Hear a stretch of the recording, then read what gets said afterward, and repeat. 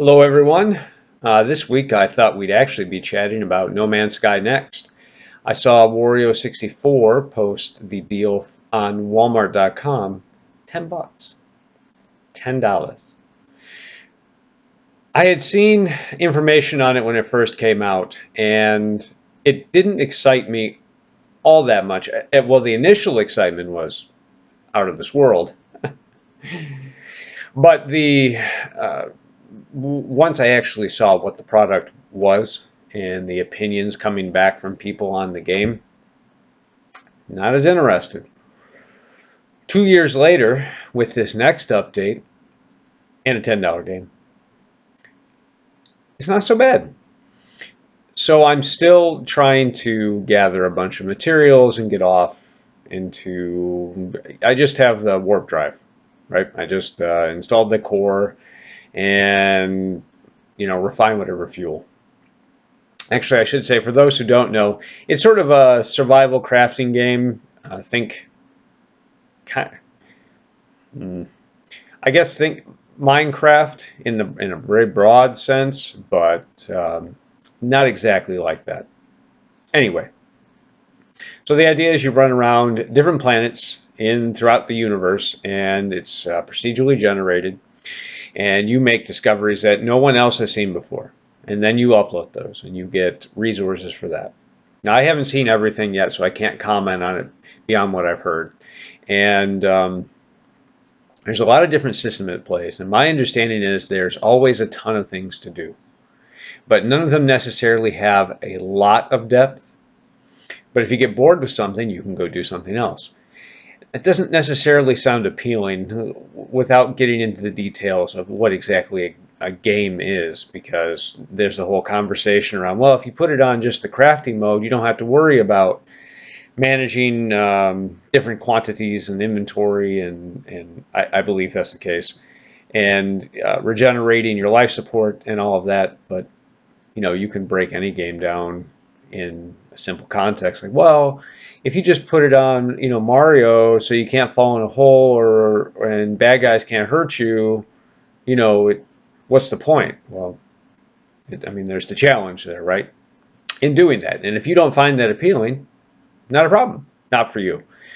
um, it's a little obtuse, certainly, so bear that in mind.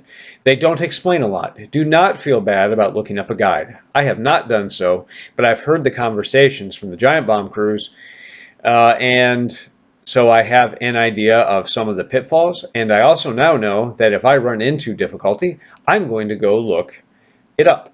I normally don't do that. I don't like guides. I like finding it for myself. I haven't looked up, for example, 700 stars, moons, what the hell ever you're collecting in Odyssey, moons, that I haven't looked any up, or coin locations, right? Because that's not how I roll. But for this is one of those games where I will, because I do not need the frustration of something that's not explained to me well. And that's what this comes down to, is it is really cool to walk across a planet at night. You see glowing red, weird oxygen plants and yellow sodium plants. You need them for recharge your suits, environmental protection, life support. And to see a Saturn-like ringed planet on the horizon. I saw some weird floating crab thing going on with giant mushroom stalks and a toxic environment, and I named the planet Dozopolis after my dog because my wife was there at the time.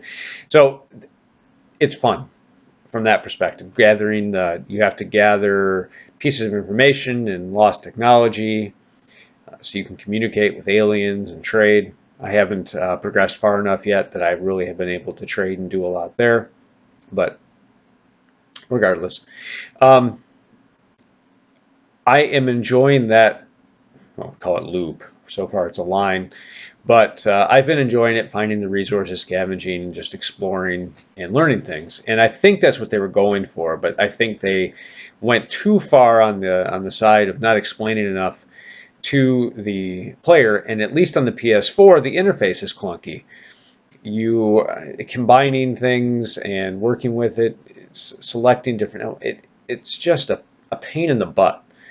once you've seen it and understand it, it's just annoying, but it's also difficult to understand because they don't explain it well in the game. So that's something else. If you have not done that for yourself, or you don't have a guide that you're following, perhaps look up a video or watch something like that where they kind of detail that.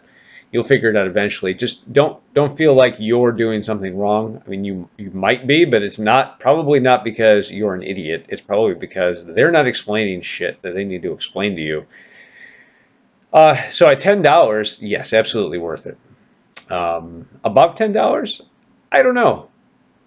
I don't know if I'm having enough fun with it that I would have. I mean, I'm not going to cry had I spent 15 or 20 bucks on it, but you know, $10 is a good price point. Happy with. The wife hasn't played it yet. She may or may not enjoy it, but I do. Frankly, the only complaint I have is it's a function of time. There are so many things that I need to do as an adult, unfortunately. Well, as I'm supposed to be an adult anyway.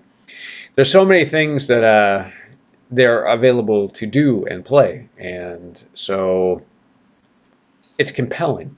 I don't know how long it's going to grab me, but maybe that's okay. Maybe it's one of those games where if I put it down because I have to play Assassin's Creed Odyssey, or my sister and wife will murder me with a hidden blade to the throat, like a Templar bitch. No.